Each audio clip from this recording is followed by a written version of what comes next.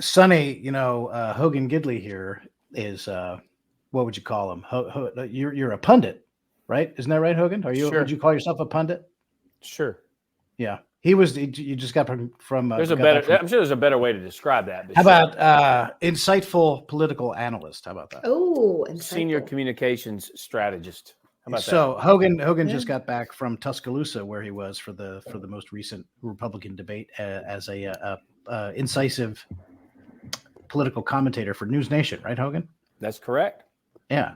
So we'll get to that, talk about the most recent Republican debate, get Hogan's bird's eye view and in-person view of it, because this is the Line Drive podcast.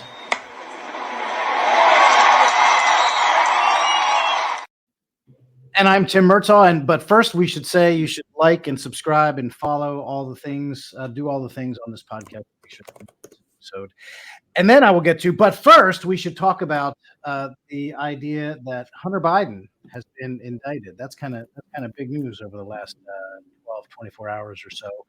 A lot of the conservative media, the mainstream media, I mean, it's undeniably news, but the conservative media is jumping all over this. Hogan, what do you make of this? What's your initial? Listen, great. You're holding someone accountable who broke the law. Big deal. Okay. You knew about this for 5 years. It took a Republican House to bring this stuff to the public in 5 months. Some of the worst egregious offenses by Hunter Biden are outside the statute of limitations. So he's not even really going to get in trouble for some of the worst things he's done. On top of that, the media and the left is going to say, why do they keep harassing this poor, clearly troubled individual who was on drugs, who was trying to make ends meet? Forget the fact he was spending $600,000 on hookers and women and cars while he's saying he can't or won't pay paternity leave for his child he had out of wedlock with another stripper. Forget all that for a moment. Here's the question that for whatever reason, the press won't ask, and it infuriates me to no end. And maybe they'll start. You can't pay taxes. You don't have to pay taxes on money you don't have. He had the money. Where did he get it from? What did he do to get the money? Was he selling candy? Blows my mind. That's the issue. Where did you get the money from? China, Russia, Romania, Uzbekistan, whatever, Ukraine, whatever. You got it. How did you get it? What did you do to get it? Was there any discernible deliverable? And if I get asked one more time, there was a deliverable. There was a deliverable, yeah, but we all know what it was. Right, but no expertise on oil and gas for Burisma, for example. But if I get asked one more time how this differs from Jared Kushner and Ivanka, both of whom were millionaire business people in their own right before before Jared even met Donald Trump, who started businesses, developed land, developed businesses, created businesses. Hunter was a crackhead. Those two things are completely different. So forgive me for starting off hot here. It just infuriates me on so many levels. Yeah, I can tell that. Not that you have a firm opinion on the issue one way or the other, of course. And look, I want to make clear, I've said an awful lot of things about Hunter Biden over the course of the last few years, and it is always centered on what I believe is the corruption and the idea that he is selling access to his father in order to enrich himself and his family and the president of the United States' connection to that. I've never gone after Hunter for anything involving being addicted to substances, because I, like millions of other people, have been touched by that same thing. Sure. But it's the corruption. And here we have, look, Sonny, have you seen some of the things? This is from the Department of Justice. By the way, these are charges that this is the stuff that they were when he had that sweetheart plea deal over the original stuff that got nixed because it was such an outrageously blanket get out of jail free card. Mm-hmm. This was the stuff that the DOJ was going to let go. This was what they negotiated away, these charges. So now they're back. Now they're back. So you mentioned, you have to read some between the lines here for some of these category headers. This is actually This is from the Department of Justice. The category for this one is payments dash various women. And over the course, over the course That's a lot the, of money to various women. Well, hold on. It was between 2016 and 2019, various women, a total of $683,000. And then there's another category down here that's called adult entertainment. So, what's the difference? I might be a little naive, but I was just about to say, what is the difference? I don't know. But that's $188,000. So whatever that is, what adult entertainment is a lot cheaper than payments to various women, whatever that is. Someone said today he spent $27,000 on a porn site. Wow. Just $27,000. Building the porn site or as a customer? That's what I'm saying. Like, I don't know what's entailed there. I'm not a member to porn site. Like, maybe that's one membership for a day. I don't know. But I'm just saying, like, seems like a lot of money to me, but I may be wrong. It does sound like a lot of money. Can I hit on what Hogan was talking about earlier with good. He's spending this much money on women and fun and, whatever else. But he's not paying child support. Yeah. Right. He was in court trying to fight child support. Yeah. Yeah. And also at the same time, not paying taxes on any of this. And trying to stop his child from taking his last name, right? Yeah, that too. Yeah. Which he succeeded in. Yeah. That whole part of this to me it hurts my feelings for this little girl because, I have a personal story with things like that with parental things without getting into too much detail. So it hurts my feelings for this little girl a lot to see, she has to see her biological dad on TV and on news headlines, and her grandpa is the president of the United States, but they can't even acknowledge her existence. And that just breaks my heart for her. Yeah, it took Maureen Dowd to shame Joe Biden into actually acknowledging that he's got that extra grandchild. Hey, but he's such a good Catholic. Don't you forget. Oh, yeah. He's a great Catholic man. Such a super guy. And he was a truck driver at one time. Did you know that? Mm-hmm. Yeah. Yeah. He's a million miler so on Amtrak. Here's another one. ATM or cash withdrawals. So over the course of these 4 years, 2016, 17, 18, and 19, cash withdrawals and ATM withdrawals, $1.6 million in cash. Wow. What are you doing with all that? First of all, he must have gone to the teller and withdrawn this money because you can't get that much money out of an ATM. You'd be withdrawing money all hours of the day. There's a limit, right? We can hear you typing, I think. Yeah, you're typing, Sonny. Sorry. That's all right. Who needs that much walking around money? What are you doing with $1.6 million in cash? I don't know that hookers take credit, so I don't know. Maybe he's got to pay them in cash. I don't know. Like, it just all seems again untrackable, right? If you're paying cash, I don't know. Well, let's ask Sonny. Do hookers take credit cards? Do you know that?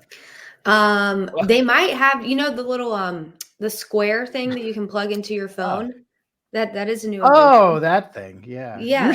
I thought the correct answer, Sonny, is how am I supposed to know that? Yeah, that's what I was waiting for you to do too. You're like, let me tell you all the way. Yes. First of all, the little tap pay is really good. You can do yeah. So look, all this stuff is really salacious, and it's amusing to look at all these dollar amounts that he spent tax-free, evidently, until now. Over the course of these 4 years. Some of the stuff he's never going to get charged with because DOJ dragged its feet so long that the statute of limitations expired. So there's a couple prior years here, tax money that he's going to get off. He's getting away with that. But while this is really entertaining and love to talk about it and all that, for me, this is like the sideshow. When the lefties on Twitter say, oh, right, I'll make sure never to vote for Hunter Biden for president, making the point of, so what? He's not the president. Who cares? What my concern has always been, and you too, I know, both see things this way, is the connection between Joe Biden and this money. Joe Biden is basically the source of all this money because he's the product that Hunter sold to get all this money coming in. And then there, as I have said before, there is no chance in the world that Joe Biden and what we know about him would see people around him getting rich off of his name and not get a taste of it. No chance. No way. So that's why I care about this. That's a point I love that you made weeks ago when we were doing a podcast, but someone else made a point this morning to me when I was on another show, works at the Federalist. Ben, I think is his name, Benjamin. And he was pointing out something. You're concerned about Trump being compromised because he had businesses all over the world. You're telling me the foreign governments that gave Hunter Biden money, who they knew had drug issues, who they knew had issues with prostitutes and other things, they knew that when they gave him the money. You want to talk about a compromising situation where, like, Joe Biden would have known that too. Okay.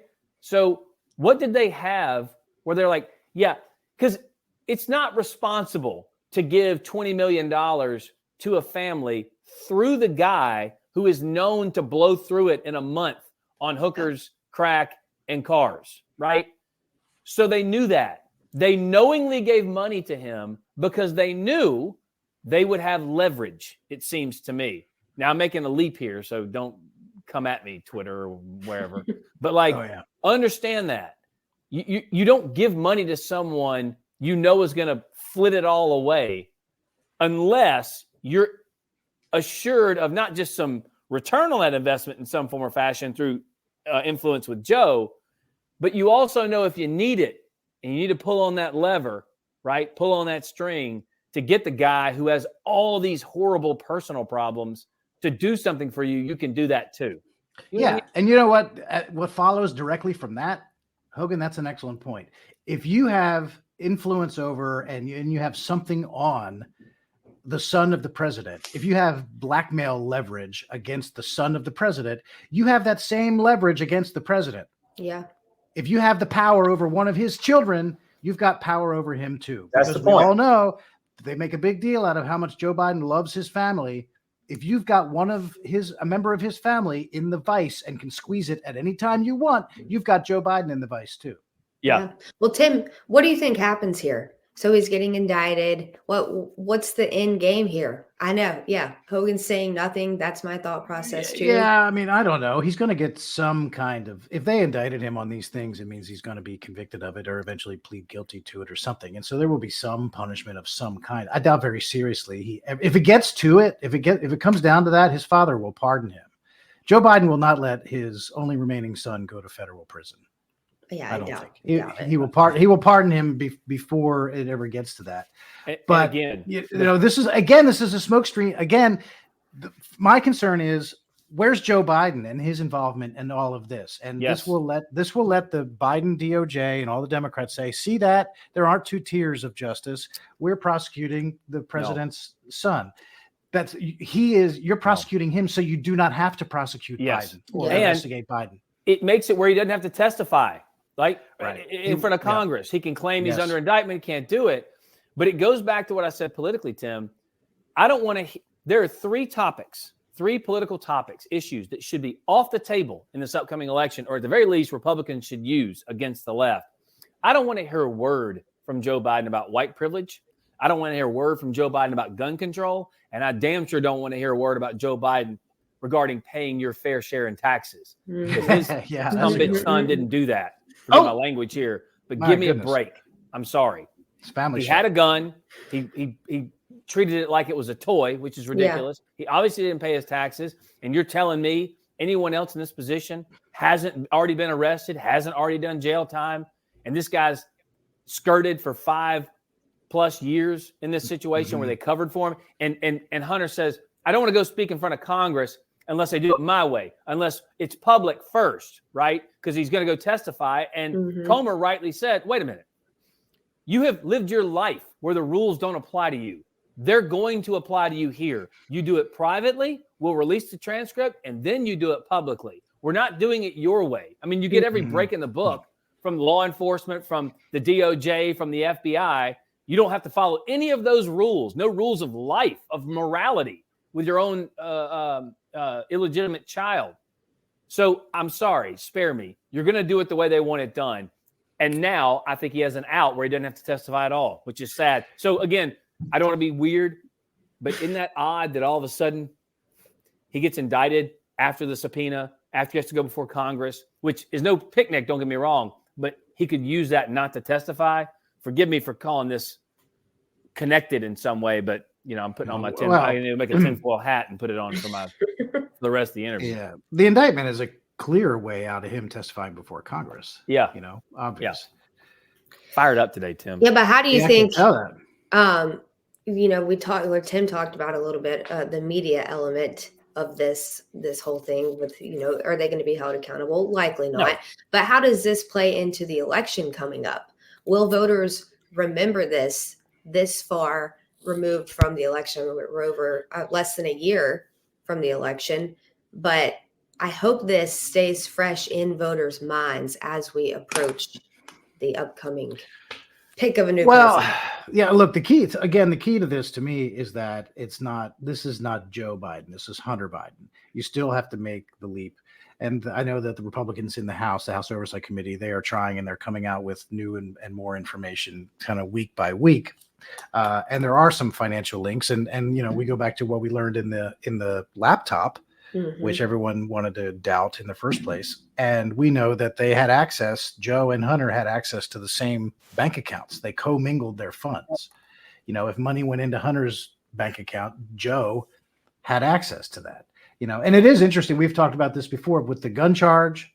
And now, like you just said, Hogan, with the evasion of taxes, we finally found two cases, one, a gun crime, and another one, a rich guy avoiding paying taxes. These are the first cases of their kind in history that Democrats don't care about. They don't care about this great point. One gun crime the first ever gun crime that they don't care about, and the first time a rich guy has gotten out of paying his taxes, and they don't care about that either. Also, in the White House, I don't know who asked the question, but I love the way they phrased it to Joe Biden when they said, "Why were you so involved with Hunter's business partners, right? Dinners, phone calls. Why were you golf outings, all these things?" And Joe Biden literally said again, "I'm not going to, that's a lie. That's a lie." And just walked off. It's a question. There's a picture of you playing golf with them, you clown. What do you mean that's a lie? Everybody knows you had dinner at Hogan's favorite restaurants. What's a Cafe Milano with them and had dinner? You called into their meetings multiple times. What are you talking about? Everyone knows Hogan Gidley has a standing reservation at Cafe Milano. You can't just go in there. You will find me there on a Friday night, every Friday night. No, I'm kidding. So long since I've been to Cafe Milano. It used to be the spot to go to. I know. It's a great place. Gary Kobe took me there. My first time I ever went there, Gary Kobe. Oh, how nice. Yes. Gary never took me there. Yeah, well. I've never been there, actually. Maybe I've been there a few times. Gary's the one that took me there first. Yeah, they got good food. It's a good experience. I saw Greta Van Susteren there when I stopped and talked to her. She's one great day when I was there. She's a nice lady. By the way, I saw Geraldo at the debate. So I was just about to change the topic. So I think we've exhausted Hunter. But that's fine. Again, I know there's more. One day there'll be more coming soon. Republican debate this week, the number 4. This one in Tuscaloosa, Alabama. Hunter, you were there. Hunter. I'm so sorry. Sorry. It's probably the worst mess up you could ever have. Tim? Hogan Gidley, the guy who goes to the gym at 4 a.m. every morning, not exactly the same kind of lifestyle. So you were there, Tuscaloosa, Alabama, for the big number 4 debate as a guest and a commentator for News Nation. So take the listener inside what it's like there at the big production. I've been there and had to work it from a campaign side, but you were there as a commentator. How's that go? What's that all like? Well, first of all, it hurt my heart a little bit to go to Tuscaloosa, because I went to Ole Miss. They're one of our big rivals in the SEC West. It's kind of a one-sided relationship. It's fairly one-sided. We had a couple wins in a row the last few years, and then we've been close a few other times. But that place is so impressive from a college football standpoint. I don't even want to go. I mean, they're elite to say the least. Yeah, that stadium is so ridiculous. If no one's anyone listening to this haven't seen their stadium lit up at night when they're playing a game there, the 4 jumbotron, it's worth looking into. It's something else. But I digress. It was interesting, just from a production standpoint. News Nation did it. Kind of an upstart group. They've taken a lot of top talent from other places like Fox, like ABC, like CNN. What was interesting was, and I won't use names here, but I went into the spin room, which is where all the media sit and type at their computers and their TVs everywhere, and they wait for the candidates or the surrogates to come through, and they ask them questions about how their candidate did.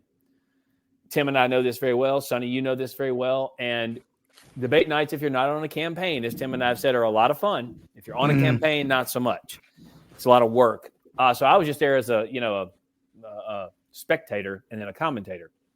So what was fascinating to me backstage, in the spin room, spectator in that you were not attached to any of the candidates. I'm not attached to a candidate. Right. Yeah. Officially or otherwise. So I'm looking out across the room and I thought, man, this seems very familiar. It's like a Fox News debate. And then out of the corner of my eye, I see someone walk across in front of me, comes up, gives me a big hug and a handshake. Someone who worked at Fox. Then I saw somebody else come by, also a higher tier person from Fox from years ago.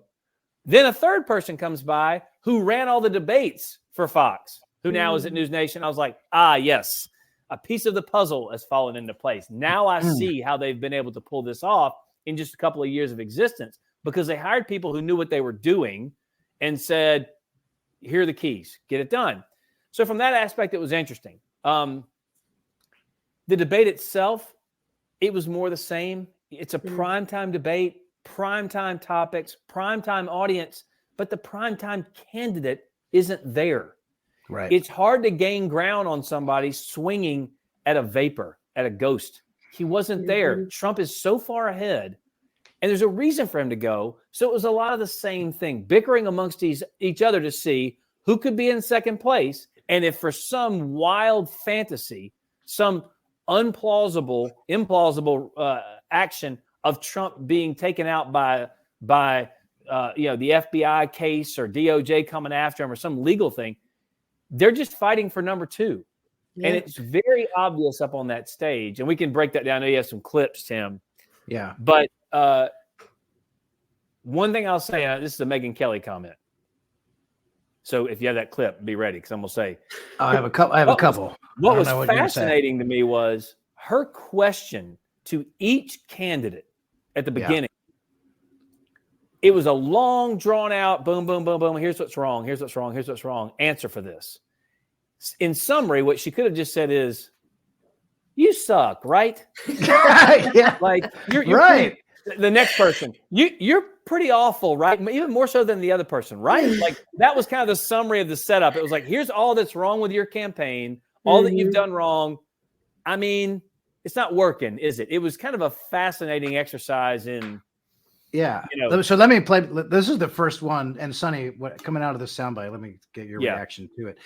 This is right off the top, right? So now, first of all, we know that this is the fourth Republican debate. The audience, the rated audience, has gone down for each one of them. I think there were fewer than 5 million viewers for this one.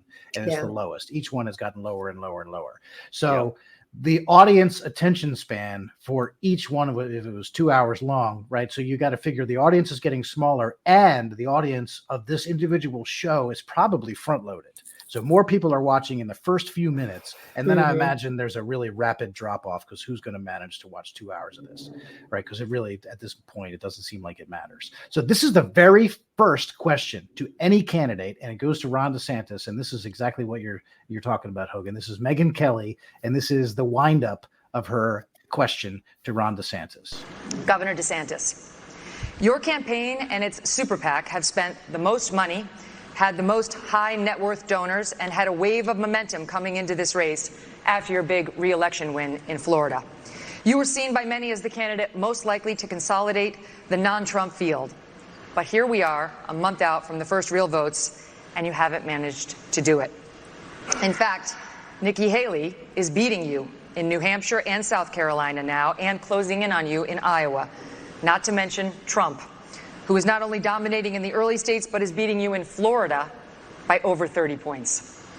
Is it fair to say, as Senator Tim Scott did when he dropped out, that voters are telling you, not no, but not now? So that I thought was a great line that Tim Scott had when he withdrew, saying they're not telling me no, they're just saying not now. Yeah. But that's not, man, oh man, right out of the gate. That's the question. That's a haymaker. You can just see his face just start to fall too. Hogan hit the nail on the head when he said, you suck, right? Because that's exactly how she lined it up. I mean, I thought she did a great job moderating it and trying to keep them in check as they're bickering back and forth. yeah, I mean, she's saying, you know, when this started, everybody thought that you were going to be the guy that everyone was going to rally behind, but that just hasn't happened. And I want to say too, I want to go back a little bit and talk about, I watched some pre-coverage on News Nation. I never really watched News Nation before, but about 2 hours before the debate started, I was watching their pre-coverage, and they had Chris Cuomo, they had Sean Spicer, they had Mick Mulvaney, and a couple other people. And I thought they had a great range and coverage of different voices that we're going to be talking about. You had your really conservatives and you had your really liberals to dissect the debate. And I really like that they did that. I think News Nation might be up and coming, but yeah, Megyn Kelly, she was tough. It reminded you. Did you see Jay Hogan Gidley on the air? I did not. Hogan, I'm sorry. Were you on the panel? I was in the spin room with Leland Vittert, who used Oh, to work at okay. Fox too. So I was on a different side. They were outside in the cold, and Spicer was most upset that I was. You were inside and Spicer? Oh yeah, I was inside. Yeah. That's fine. I have contract stipulations, Tim, that specify my. No, I was like, I'll go outside, guys. I mean, you know, whatever. That's in your contract. That's in your. I don't care. But they were Well, like, Hogan, no, you're inside. I missed you. I must have been tending to my child. It was as insightful of priorities, Sonny. of things, Sonny. The most insightful of commentary I would imagine you've ever heard in your life. That is true. Not have been able to think of the things I came up with.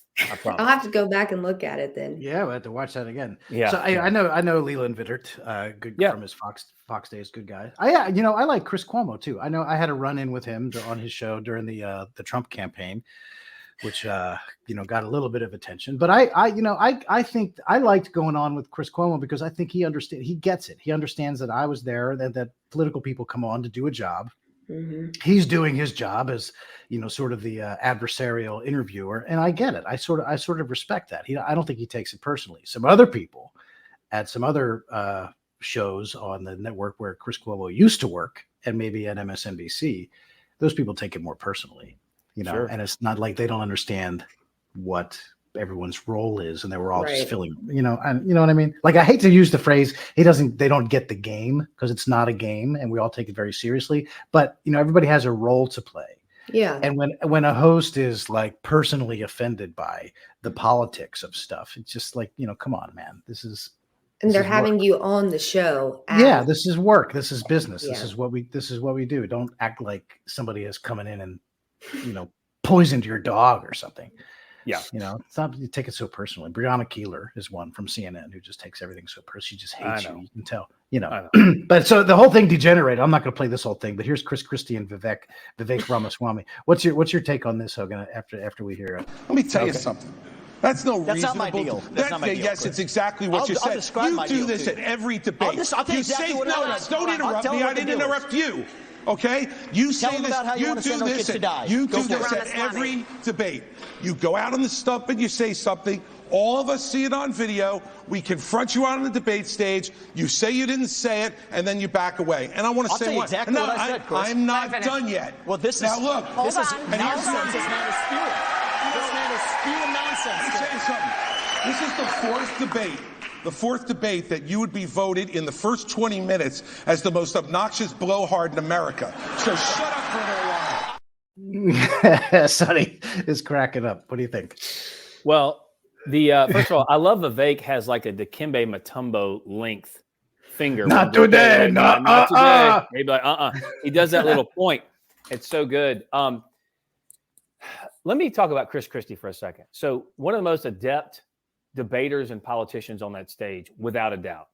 He has gone from the Chris Christie we know, the bawdy, tough, like I'm going to beat you in the face type politician, to the last debate where he was like, look, can't we all just get along? Like, no one wants to, let's just focus on Biden, right? Yeah. And his whole shtick is being that aggressive, tough, bare knuckle brawler. So I was like, that's not Chris Christie. So I was glad to see the real Chris Christie return for this debate. I will bring up a point, though, I don't think I heard many people talking about. And I'm not saying because it was a smart point. It was just something I couldn't believe people didn't make the connection. We've talked about it here before. One of the most successful murder-suicides in political history was when Chris Christie said to Marco Rubio on a debate stage back in 2016, This is what you do, Marco. You give me a few platitudes about an issue, and then you pivot to Obama. Like, that's all you do. It goes back to Rubio, and Rubio says, look, I don't remember what the topic was, but we got to lower taxes. We have to pay, let us keep more of our money. But Obama is, and Chris Christie's like, see? Like, he's not answering your question, Mm-hmm. He did that to Ron DeSantis 3 times, in which he said, Megan. Yeah, it was effective. He did not answer the question. Your answer was straightforward and clear. He did it on sending troops to Taiwan, troops to Israel or somewhere like that, somewhere else. And he goes, you're not answering the question. You do this flowery speak, you don't answer it, and then you pivot on to something else. And then they go back to DeSantis, and he did it. He did the exact same thing Chris Christie said he had done. And Chris Christie's like, I give you what I just said, Ron DeSantis, everybody. It was very effective, I thought, because Christie has a history of doing it, and it happens in real time. But the other shouting matches between Vivek and Nikki and Ron and Christie and everybody else kind of overshadowed it. Mm-hmm. I don't know if it was the format or what, but I thought that was a really poignant moment for anybody out there who goes, wait a minute. Anybody who caught that was like, hold on. He did do that, right? He didn't answer the question. He refused to take the. He didn't take the bait. He didn't, come forward and he wasn't clean with the American people. And I think that's a problem for him. Before we move on from Chris Christie, can I say that he was giving big Kamala Harris vibes with his "I'm speaking"? Oh yeah, remember with her very good point. To Mike that's Pence fair. Very good point. And two, I'm stealing this from Kalen because he tweeted about it, but I had the thought myself before I saw his tweet. Chris Christie leaning on his podium the entire time. Baller. I'm like, I liked it. And that guy is hey, man, just hanging out. I'm just cool, man. Watch this. It was kind of a little lean in, like I'm just gonna sit here and be the skunk at the garden party. Watch it. Yeah. He made a really good point, I thought, at one point where he was, it was before he defended Nikki Haley's honor and intelligence and all that stuff, which he did because she was constantly under. It showed that she's among that group. That group of 4 on the stage think that she is the one who's pulling ahead of them. Anyway, sure. She gets attacked all the time. But Christie made the point that he goes, look at these 3 over here next to me. They're debating.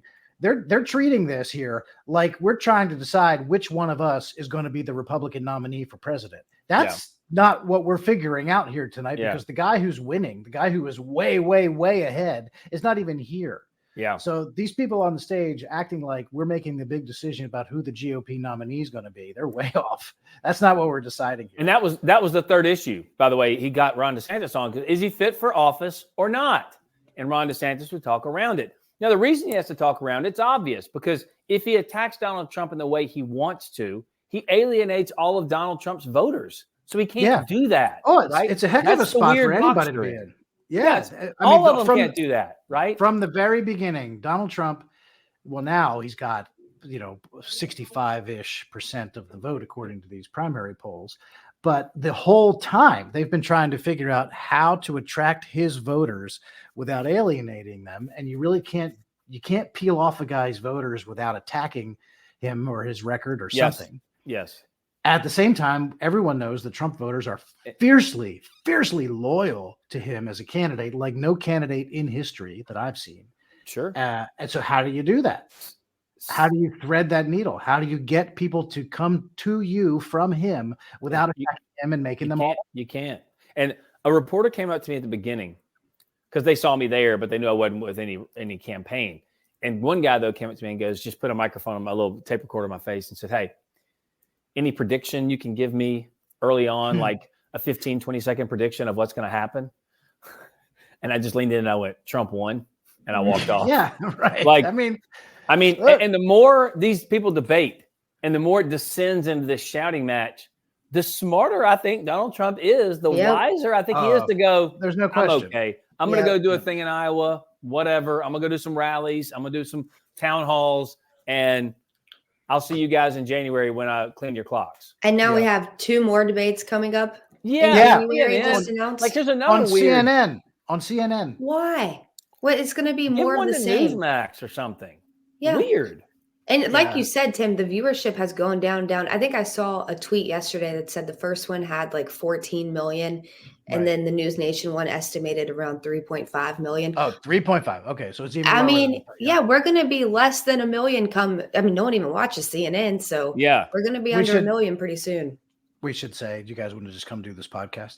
Yeah, exactly. We should invite them on. How baller would that be if we got them to do a debate on our podcast? Well, it would. I asked. I have asked in the past some Ron DeSantis people come on, but that was blocked by somebody who worked at the Super PAC, who actually doesn't work there anymore. So maybe we should try again. Try again. You never know.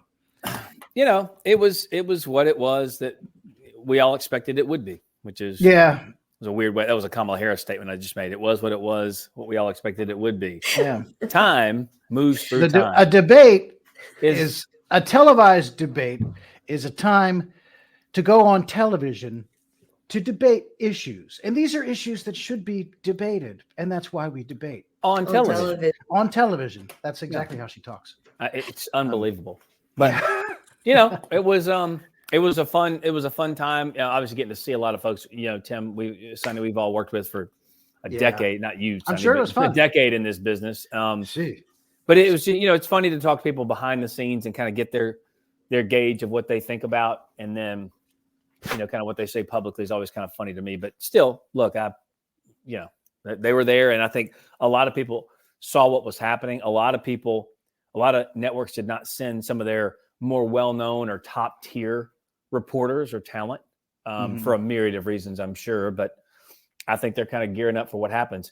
I do think there's a lot of Georgia fans probably just decided. Yeah. Didn't want to go. I don't understand though. Just real quick. I hate doing the if game, but we're doing ifs as it relates to this campaign. If DeSantis doesn't win Iowa, his path is almost assuredly done because he put all of his eggs in that basket. He's not going to win New Hampshire. New Hampshire is the least churched state in the country. Is it really? It is. He's not going to win. Least churched? Yes, by every measurable data and metric. The fewest number of churches per capita? I don't know the fewest number, the fewest people that attend church. Okay? It's per capita what it is. But either way, he's not going to win there because it's going to be a Christie Nikki fight for second because Trump's going to win there. Trump still wins. Trump still wins South Carolina. Definitely. Yeah. Even over Nikki. So he'd be 0 for 3. And then Nevada is next. He's not going to win Nevada. Right. By then you're 0 for. I'm just telling you the way the news cycle works. Everybody listening out there, DeSantis fans, understand that's not the way the news cycle works. You're 0 for 3. You're done. They're not going to write about you in a positive way unless you win a state, and that's going to be hard for you to do after that point. If he finishes third behind Nikki in Iowa, which I don't think is going to happen, I think he ends his campaign that night. I think he's like, all right, that's the end of it. Also, hasn't the calendar been stretched out a little bit further that there's greater distance between when Iowa happens and when South Carolina happens? Yeah, there's like 2 weeks, 2 or 3 weeks from New Hampshire to South Carolina. So it's been stretched out. And that is a long way. Running a presidential campaign costs a lot of money. Yeah. And if you add 2 weeks to the calendar where you got to keep your campaign sustained and running, that's a lot of money. A lot of money. Now, you told me DeSantis' team is confident they're going to win Iowa because they have a turnout that's what they say. From Kim Reynolds, and they have a good turnout apparatus from Bob Vanderplatz, both of whom I know Bob really well. I don't know Kim all that well. But, and look, again, full disclosure, I work for Huckabee. I work for Santorum. They won Iowa, and no one even thought they could or would. So it's a squirrely little place as far as polling and everything goes. I get that. But you didn't have a former president in the race then. We've talked about this before. But Nikki's path, I think, is also treacherous because she won't win Iowa. She won't win New Hampshire, even though she may be a strong second. She maybe comes in second in South Carolina because it's her home state. And she would come in second in South Carolina. So that gives her some longevity for another couple of states. But let's just say Christie drops out of New Hampshire. I'm doing a lot of ifs here, and I hate doing that. If Christie drops out after New Hampshire and DeSantis drops out after South Carolina, Nikki's in the race. Who's she going to debate? Who's good point. I mean, nobody's going to show up and debate her. Vivek. Find out what Gavin Newsom's doing. Yeah. Roll that guy out again. Why not? Sorry, I just went on a tangent there. It's No, just, that's okay. Playing it out is weird because I don't know where it goes. And on Yeah, top of that, I mean, who'd have thought? I think you're probably right that it is just as likely that Nikki Haley is the last non-Trump Yes. candidate standing. yes, And if you had said that 3-4 months ago, that Nikki Haley had the potential to outlast Ron DeSantis, people would have thought, what are you talking about? Something weird, crazy happened. Right. And because South Carolina is her Waterloo, right? 7 out of the last 12 nominees have won Iowa, but 11 out of the last 12 have won South Carolina. So South Carolina, we used to say when I was ED of the party, we pick presidents.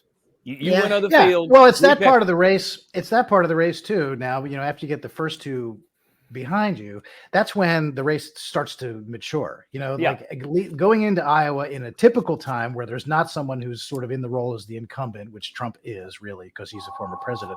But if there's no incumbent going into Iowa, all the balls are in the air, and you really don't know how it's going to work out because it is a strange place. It's difficult to poll, and so, but this time it's different. And when you get to South Carolina in a typical year, the polling has matured and you figure out, and then by that point, whoever wins South Carolina, odds on, there's a good chance that person is going to hang on and then gradually, pick up momentum. And then as all the other primaries come around, you start to win them in bunches.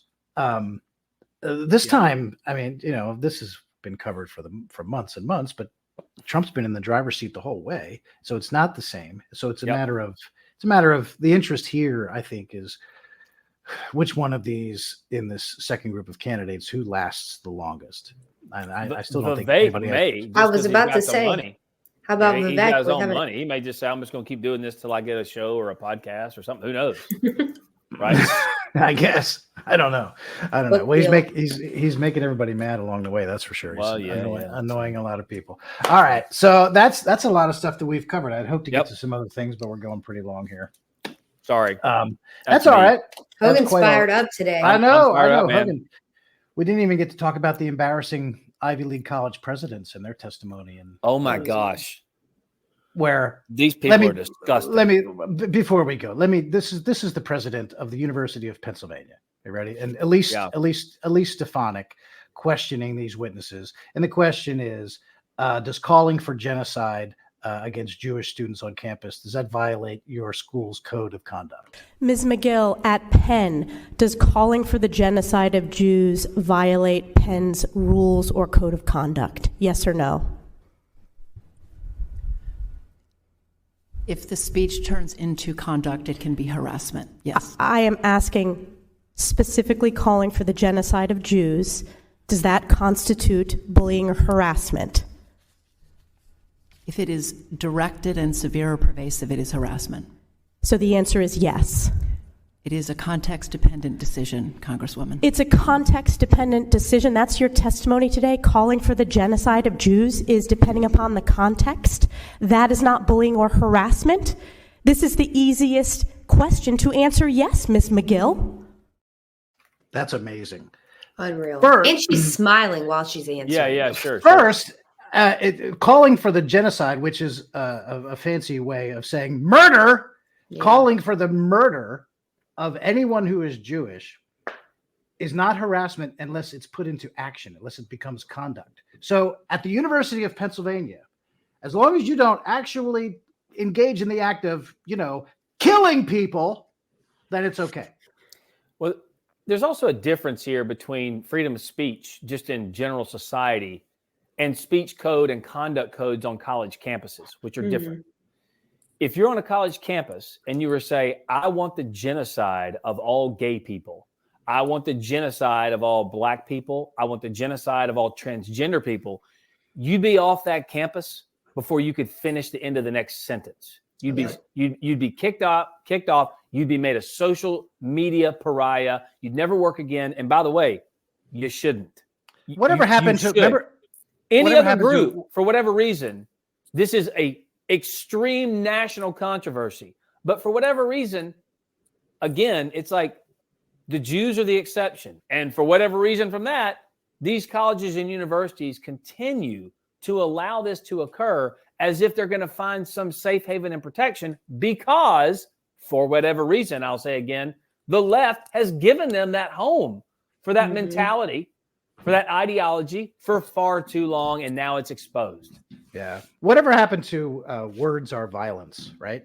Right. That's what the campus activists silence all is the violence time. is what I was told. Silence is violence. Silence is complicity. The whole bit.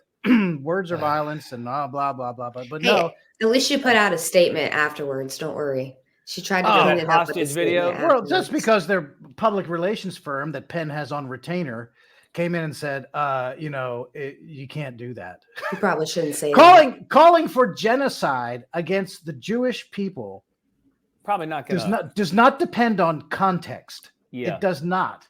Yep. And by the way, that's the context. What context? They What said the genocide of it. That's the context. What do you mean? What further? That's exactly it. What further context do you need? Yeah. What somebody, in what context would that be all right?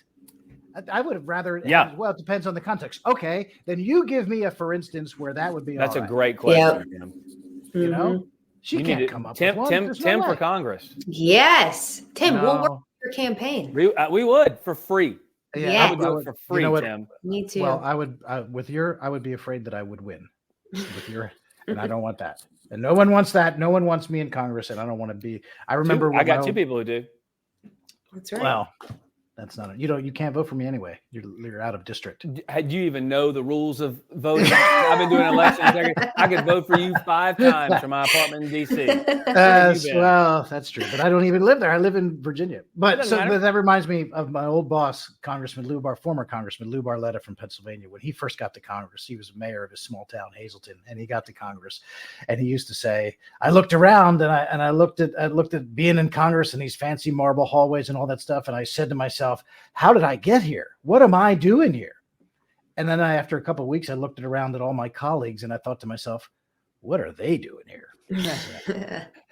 That's a great good. line. Yeah, it's pretty funny. So lots of suspect people roaming those halls, Yeah. me included, at one time or another. Anyway, I didn't mean to get straight into that, but I couldn't. That's great. I wanted to talk about that. The Penn, Harvard, and MIT, just Disgusting. embarrassing. And Disgusting. who would have ever thought you could say this thing and have it be true? But boy, it was really a hard week to be the president of an Ivy League school. That's a great line. That's rough. That's rough duty. All right. Thanks, guys. I really appreciate your time. As always, Sonny Joy Nelson, Hogan Gidley, welcome back from the debate in Tuscaloosa. Sorry about Crimson Tide being better than everybody. I'm not. Including Ole Miss. I'm not an Alabama fan. But my brother-in-law just went to real Georgia. quick before we close, my Uber driver was obviously a Bama fan. We were talking about Ole Miss and Alabama, and I love Alabama because I respect what they've done. Sure. And I told somebody, I said, back in the past, I would argue, I said, maybe I should just be an Alabama fan. They're like, no, you went to Ole Miss. How could you? I said, well, you can't break up with Ole Miss. You can't go to Alabama. I said, when you were dating a girl who's horrible, do you stay with them or do you go, you know what? I'm going to break up for a girl who won't break my heart. So I'll break up with Ole Miss and go Alabama all day. It's nothing but wins. Fair enough. Championships. Who's a big Alabama fan, and I'm sure you know, Caitlin Collins is. I'm sure you're aware of this. She will text me on the night of a game to mess with me, like an Ole Miss game. Oh, when they're playing Ole Miss. No, it doesn't have to be Alabama. Yeah. It'll be anybody. She'll say something. She just picks on Ole Miss. But Ole Miss is solidly in third place in the SEC behind Georgia, who's miles ahead, and Alabama, who are miles ahead. But we've had the best record in the conference the last 3 years, 2 10-win seasons. And next year with the playoff going to 12, we would have been in it the last 3 years. I mean, what else you going with nothing, right? You do a lot with a little. So you sound my a little defensive. plug. That's my plug for Ole Miss. You sound defensive. I'm not. Okay. Okay. All right, guys. Sonny is checking our watch. We got. Thanks very much. This has been the Line Drive Podcast.